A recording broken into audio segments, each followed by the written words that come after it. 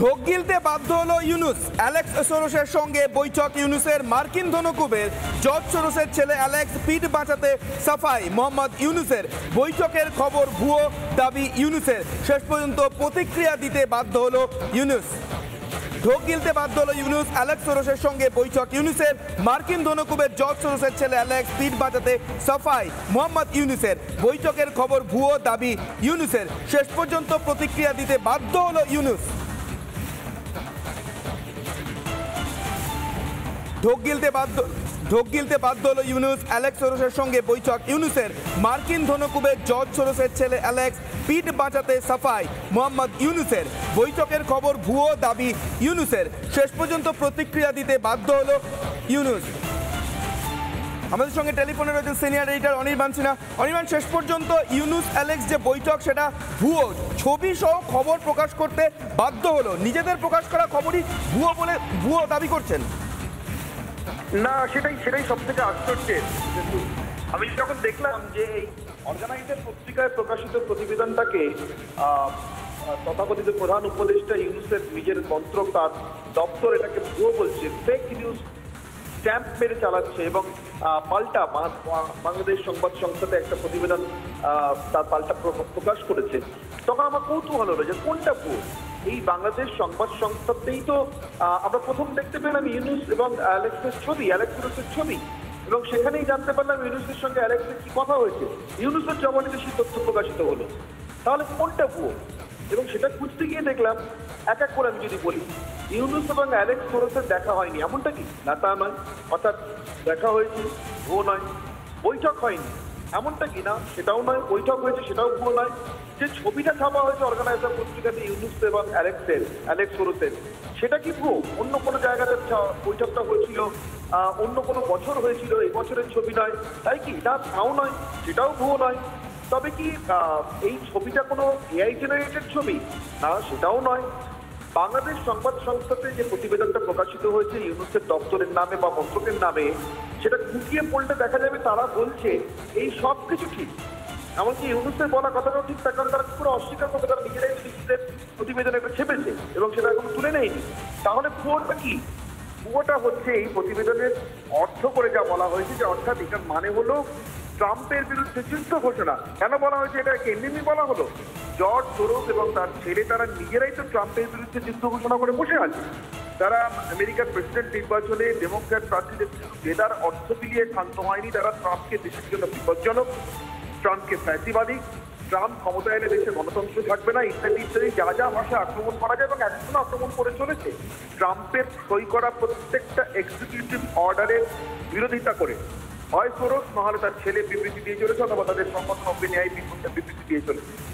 এবার ঠিক এই জায়গা থেকেই প্রশ্নটা ওঠে যে তাহলে সেই সোরসের সঙ্গে হাত মেলানো এবং হাত মিলিয়ে বাংলাদেশের আর্থিক পরিস্থিতি শোধরানোর চেষ্টা করা, বাংলাদেশ থেকে তথাকথিত দুর্নীতিতে নাকি পাচার হয়ে যাওয়া কোটি কোটি টাকা, হাজার হাজার কোটি টাকা ফিরিয়ে আনার চেষ্টা করা, এগুলো কোনটা ইউনুসের রাষ্ট্রীয় পদক্ষেপ নাকি যুক্তরাষ্ট্রের সঙ্গে, মার্কিন যুক্তরাষ্ট্রের সঙ্গে নয়, যুক্তরাষ্ট্র, সোরসের যুক্তরাষ্ট্রের সঙ্গে ইউনুসের বোঝাপড়া, এবং তার ভিত্তিতে হয় যে এটা যুদ্ধ ঘোষণা।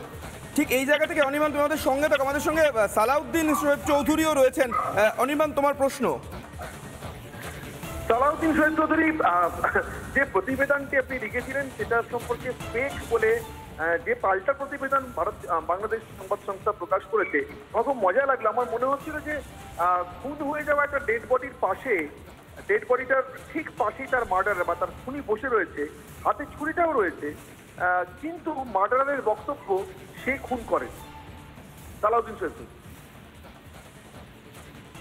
অনেক ধন্যবাদ। দেখুন, আমি যে প্রতিবেদনটা লিখেছি সেখানে মূল পরিবাদ্য বিষয় ছিল যে ইউনুস কিভাবে ট্রাম্পের প্রেসিডেন্সিকে অস্বীকার করছে এবং কিভাবে তার প্রতি চ্যালেঞ্জ ছুড়ে দিচ্ছে। এখানে আমরা কিন্তু সব তথ্য উপাত্ত দিয়ে একটি বাড়তি কথা নেই। তার মানে ইউনুস এবার বুঝতে সক্ষম হচ্ছে যে গতকাল রাতে বা গতকাল আলেকজান্ডার সোরসের সঙ্গে সে বৈঠক করে যেসব কথাবার্তা বলেছে, এটা এখন আর সেই চার দেয়ালে বন্দী নেই, এটা সবাই জেনে গেছে এবং তার ভয় হচ্ছে, তার উচ্চ রক্তচাপ হয়ে গেছে যে এই কথাটাই যদি ট্রাম্পের কানে যায় যে সে বাচ্চত ট্রাম্পের প্রতি জিহাদ ঘোষণা করেছে, তাহলে ট্রাম্পের পক্ষ থেকে একটা অ্যাকশন একদম যে কোনো মুহূর্তে চলে আসবে, যেটাকে আমরা বলছি যে কথাটা বলে আবার ঢোক গিলল। তো উনি তো ইউনুস তো তার মিশনটা, তার উদ্দেশ্যটা প্রকাশ করেই দিয়েছেন কালকে, যে তার সম্পর্ক, তিনি ট্রাম্পকে প্রেসিডেন্ট মানেন না, মার্কিন যুক্তরাষ্ট্রের বর্তমান ট্রাম্প প্রশাসনের সঙ্গে তার কোনো লেনদেন নেই, তার সমস্ত লেনদেন হলো সেই মার্কিন যুক্তরাজ্য এবং সোরস এবং ক্লিনটন এবং ওবামা তাদের সাথে।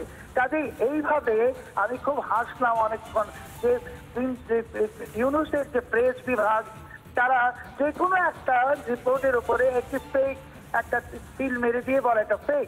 তো আমি তো ইউনুসকে এখন চ্যালেঞ্জ করব এবং ইউনুসের প্রেস বিভাগকে চ্যালেঞ্জ করব যে তোমাদের যদি মনে হয় যে আমার ওই রিপোর্টের কোন অংশটি মিথ্যে সেটা তোমরা প্রমাণ করো, বরং আমি বলবো যে ইউনুসের প্রেস বিভাগ এইবার আমার ওই প্রতিবেদনের ব্যাপারে তাদের যে এক ধরনের আতঙ্ক সেটা প্রকাশ করে কি প্রমাণ করলো যে তারা আসলে এবার সত্যি ভয় পেয়েছে যে এইবার তাদের উপরে ট্রাম্পের অ্যাকশন আসন্ন।